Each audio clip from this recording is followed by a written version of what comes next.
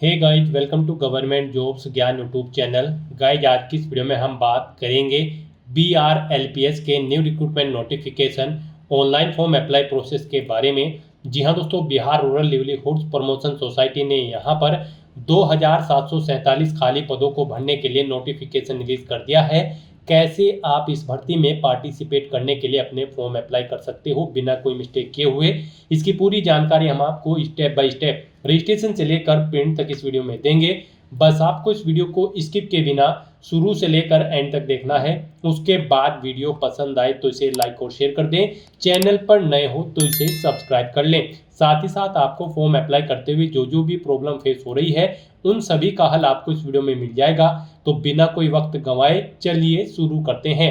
आपको इस वीडियो के डिस्क्रिप्शन बॉक्स में हमारी वेबसाइट IND-sarkari-naukri.in के इस पेज का लिंक मिल जाएगा। यहाँ पर आपको इस भर्ती के रिगार्डिंग सभी डिटेल्स प्रोवाइड कर दी गई है। Bihar rural livelihoods promotion society BRLPS ने यहाँ पर block project manager, livelihood specialist, area coordinator, community coordinator, accountant, office assistant और ब्लॉक IT एग्जीक्यूटिव के 2747 खाली पदों को भरने के लिए नोटिफिकेशन रिलीज कर दिया है। आप 30 जुलाई 2025 से 18 अगस्त 2025 तक अपने फॉर्म अप्लाई कर सकते हो। यहाँ पर 18 से 37 साल आपकी आयु सीमा रखी गई है। General OBC, EWS, EBC candidate के लिए 800 फीस है। SC ST PH कैंडिडेट के लिए 500 रुपये फीस है। आप ऑल इंडिया से ऑनलाइन मोड में अप्लाई कर सकते हो। उसके लिए आपको इस पेज को नीचे स्क्रॉल डाउन करते हुए इंपॉर्टेंट लिंक सेक्शन में आना है। ऑफिशियल नोटिफिकेशन PDF लिंक पर क्लिक करके इस भर्ती के नोटिफिकेशन को ओपन कर लेना है और इसमें से आपको पूरी डिटेल रीड कर लेनी है। यहाँ पर आपको सभी डिटेल्स प्रोवाइड कर दी गई है, जैसे कि क्या पोस्ट का नाम है, कितनी उसके लिए नंबर ऑफ वैकेंसीज है, कौन सी कैटेगरी के लिए कितनी वैकेंसीज है, कैसे आप अप्लाई कर सकते हो, कब से कब तक आप अप्लाई कर सकते हो, साथ ही साथ क्या आपका एलिजिबिलिटी क्राइटेरिया पर्टिकुलर पोस्ट के लिए रखा गया है। पूरी जानकारी आपको इस नोटिफिकेशन में दे दी गई है। आप सभी डिटेल्स यहाँ से रीड करें, उसके बाद अपने फॉर्म अप्लाई कर लें। फॉर्म अप्लाई करने के लिए भी आपको हमारी वेबसाइट के इसी पेज पर ही अप्लाई ऑनलाइन का लिंक दिया गया है। जैसे ही आप इस लिंक पर क्लिक करेंगे तो आपके सामने यहाँ पर BRLPS का ये ऑफिशियल पोर्टल ओपन होगा। गाइस, यहाँ पर आने के बाद अगर आपने पहले से रजिस्ट्रेशन कर रखा है तो आपको अपनी एप्लीकेशन नंबर या फिर लॉगिन ID यहाँ पर एंटर करनी है। अपना पासवर्ड आपको एंटर करना है, ये कैप्चा कोड यहाँ पर एंटर करना है और लॉगिन की स्टेप पर क्लिक करते हुए आपको अपने डैशबोर्ड में लॉगिन करके अपना फॉर्म अप्लाई कर लेना है। और अगर आप इस भर्ती के लिए फर्स्ट टाइम अप्लाई करने जा रहे हो तो सबसे पहले यहाँ पर आपको अपना रजिस्ट्रेशन करना होगा। उसके लिए आपको न्यू रजिस्ट्रेशन की टैब दी गई है, आप इस पर क्लिक करें और अपनी बेसिक डिटेल्स प्रोवाइड कराते हुए अपना रजिस्ट्रेशन कंप्लीट कर लें। यहाँ पर आपके रजिस्ट्रेशन में आपको अपनी बेसिक डिटेल देनी है। सबसे पहले यहाँ पर आपको अपना फर्स्ट नेम एंटर करना है, मिडिल नेम, लास्ट नेम है तो वह एंटर कर दें, नहीं है तो इन कॉलम को खाली छोड़ दें।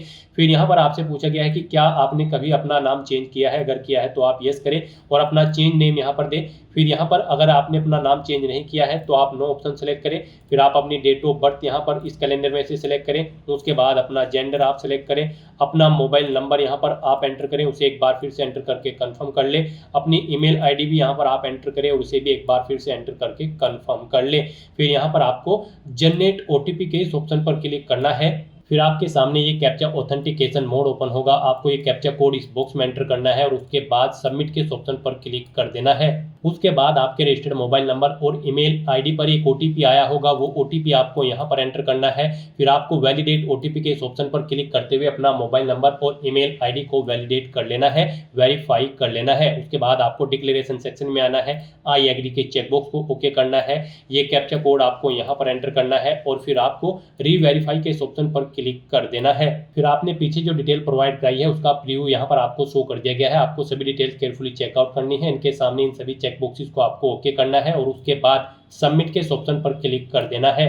नेक्स्ट आपके सामने कुछ इस तरह से इंटरफेस शो होगा। यहाँ पर आपका रजिस्ट्रेशन सक्सेसफुली कंप्लीट हो चुका है। एक रजिस्ट्रेशन ID और पासवर्ड आपके रजिस्टर्ड मोबाइल नंबर और ईमेल ID पर सबमिट कर दिए गए हैं। आपको उन्हें केयरफुली नोट डाउन करके रख लेना है फ्यूचर यूज के लिए। और यहाँ पर गाइड अब आपको पोस्ट सिलेक्शन के इस टैब पर क्लिक करना है फॉर्म अप्लाई करने के लिए। उसके बाद आपके सामने यहाँ पर कुछ इस तरह से इंटरफेस शो होगा।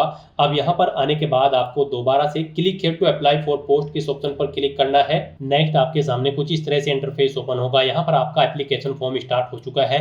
यहाँ पर आपको कुछ चीजें आपकी ऑटोमेटिकली फिर मिल जाएगी जो आपको ने यहाँ पर रजिस्ट्रेशन टाइम पे प्रोवाइड कराई थी। अब यहाँ पर गाइड आकर आपको सबसे पहले अपना मैरिटल स्टेटस सेलेक्ट कर लेना है, आप मैरिड हो या फिर अनमैरिड। फिर यहाँ पर आपको अपने फादर का नाम एंटर करना है, अपनी मदर का नाम एंटर करना है। इस पेज को नीचे स्क्रॉल डाउन करना है और यहाँ पर अब आपको अपनी पोस्ट सेलेक्ट करनी है, जिस पोस्ट के लिए यहाँ पर आप अप्लाई करना चाहते हैं। हम यहाँ पर आपको कम्युनिटी कोऑर्डिनेटर की पोस्ट के लिए अप्लाई करके दिखा रहे हैं, बाकी सब पोस्ट के लिए भी सेम ऐसे ही अप्लाई होगा, बस आपकी एजुकेशनल क्वालिफिकेशन को यहाँ पर आपको पोस्ट के अकॉर्डिंग देना होगा। फिर यहाँ पर आपको अपनी नेशनलिटी सिलेक्ट कर लेनी है इंडियन। क्या आपके पास बिहार का डोमिसाइल है? अगर है तो आप यस करें, नहीं तो नो ऑप्शन सेलेक्ट करें। और फिर यहाँ पर आपको अदर स्टेट का अपना सेलेक्ट कर लेना है। अगर आपके पास यहाँ पर बिहार का डोमिसाइल नहीं है तो यहाँ पर आप अपना स्टेट सेलेक्ट करें। फिर यहाँ पर आपको जनरल कैटेगरी में काउंट किया जाएगा सभी कैंडिडेट्स को, तो यहाँ पर आपको जनरल सेलेक्ट करना होगा। और अगर बिहार स्टेट के आप कैंडिडेट हैं तो यहाँ पर आप यस ऑप्शन सेलेक्ट करेंगे, अपनी कैटेगरी यहाँ पर आप सेलेक्ट करेंगे। उसके बाद यहाँ पर आपको अपनी, अगर आप रिजर्व कैटेगरी से बिलोंग करते हैं तो आपको अपनी कैटेगरी की डिटेल देनी होगी। यहाँ पर आपको अपना कैटेगरी सर्टिफिकेट इशूइंग अथॉरिटी, किस अथॉरिटी ने आपको आपका कैटेगरी सर्टिफिकेट आपको इशू कराया है उसका नाम देना है, जैसे कि पटवारी, तहसीलदार या फिर डीएम। उसके बाद किस डेट को इशू हुआ है वो डेट आपको सेलेक्ट कर लेनी है। सर्टिफिकेट का नंबर आपको देना है। फिर आपको डोमिसाइल सर्टिफिकेट की डिटेल देनी है अपनी। यहाँ पर किस अथॉरिटी ने इशू किया है उस डेजिग्नेशन का नाम यहाँ पर आपको देना है, जैसे कि तहसीलदार, पटवारी या फिर डीएम या फिर सिटी मजिस्ट्रेट। उसके बाद किस डेट को आपका डोमिसाइल आपको इशू हुआ है वो डेट आपको सेलेक्ट कर लेनी है। डोमिसाइल सर्टिफिकेट का सीरियल नंबर यहाँ पर आपको देना है। आपकी बॉडी पर कहीं कोई कट या तिल का निशान है तो उस पैलेस का नाम यहाँ पर आपको देना है। फिर आपसे पूछा गया कि क्या आपके पास पैन कार्ड है? अगर है तो आप यस करें। पैन कार्ड नंबर अपना यहाँ पर आप एंटर करें, उस पर जो आपका नाम अंकित है वो यहाँ पर आप एंटर करें। नहीं है पैन कार्ड तो आपको नो ऑप्शन सेलेक्ट करना है।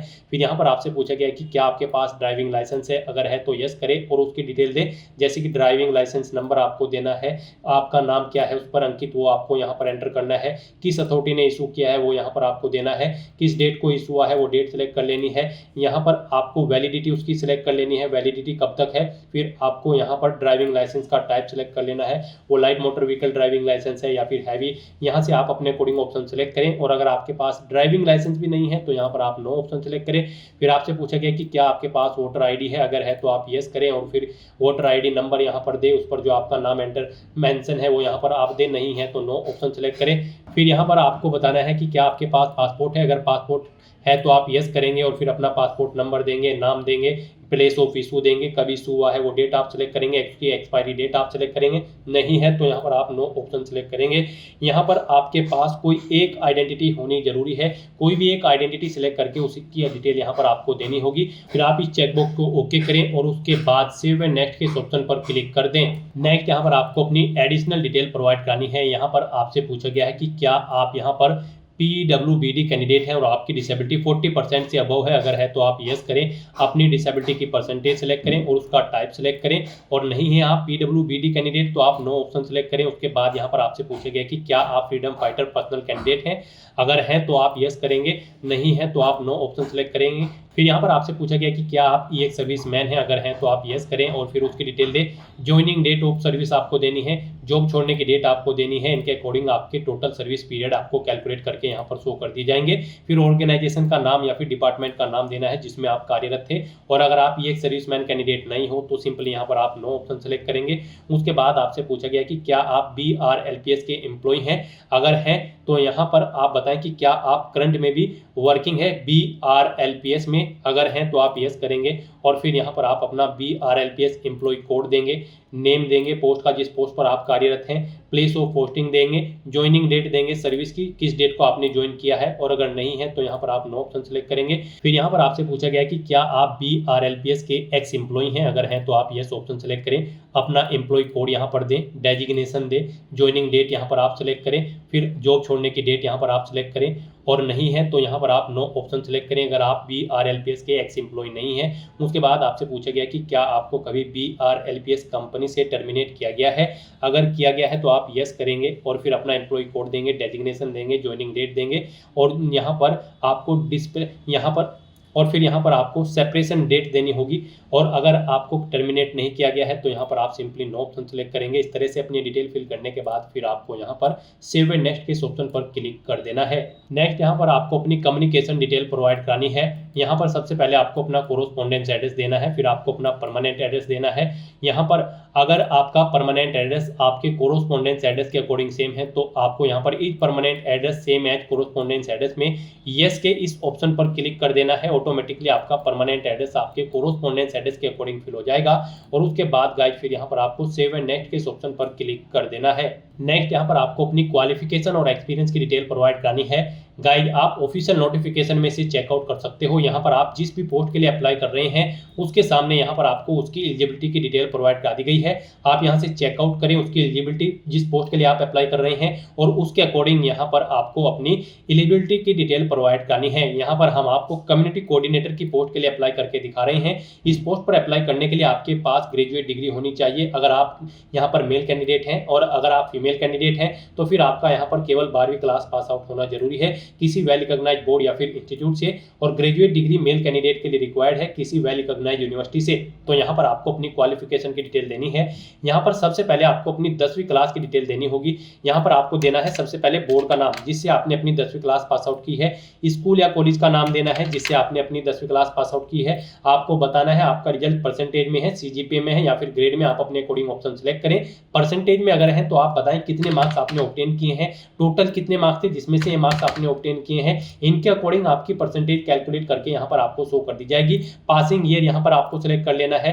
डिवीजन अपनी बतानी है, फर्स्ट, सेकंड या फिर थर्ड, आप अपने अकॉर्डिंग यहाँ पर ऑप्शन सेलेक्ट करें। फिर यहाँ पर आपको अपनी 12वीं क्लास की डिटेल देनी होगी। 12वीं की क्लास की डिटेल भी आपको सेम ऐसे ही प्रोवाइड करनी है। सबसे पहले आपको यहाँ पर भी बोर्ड का नाम देना है, स्कूल का नाम देना है जिससे आपने अपनी 12वीं क्लास पास आउट की है। सब्जेक्ट बताने हैं, 12वीं में आपके पास आर्ट साइड थी, साइंस साइड थी, कॉमर्स थी या फिर अन्य, आप अपने अकॉर्डिंग ऑप्शन सेलेक्ट करें। फिर आप बताएं रिजल्ट आपका परसेंटेज में था, सीजीपीए में या फिर ग्रेड में, आप अपने अकॉर्डिंग ऑप्शन सेलेक्ट करें। यहाँ पर परसेंटेज में अगर था तो आप बताएं कितने मार्क्स आपने ऑब्टेन किए हैं, कितने टोटल मार्क्स थे जिसमें से मार्क्स आपने ऑब्टेन किए हैं वो आप एंटर करें। इनके अकॉर्डिंग आपकी परसेंटेज कैलकुलेट करके यहाँ पर आपको शो कर दी जाएगी। पासिंग ईयर यहाँ पर आपको सेलेक्ट कर लेना है। फिर अपनी डिवीजन बतानी है, आपकी फर्स्ट, सेकंड, थर्ड जो भी डिवीजन आई होगी वो यहाँ पर आप सेलेक्ट करें। फिर यहाँ पर जो पोस्ट आपने सेलेक्ट की है उसके अकॉर्डिंग यहाँ पर आपको अपनी क्वालिफिकेशन की डिटेल देनी है। यहाँ पर पोस्ट स्पेसिफिक क्वालिफिकेशन की डिटेल आपको देनी है। यहाँ पर आप सेलेक्ट करें आपके पास ग्रेजुएट डिग्री है या फिर आपने पास आउट की है 12वीं क्लास। अगर आप फीमेल कैंडिडेट हैं आप अपने अकॉर्डिंग यहाँ पर ऑप्शन सेलेक्ट करें।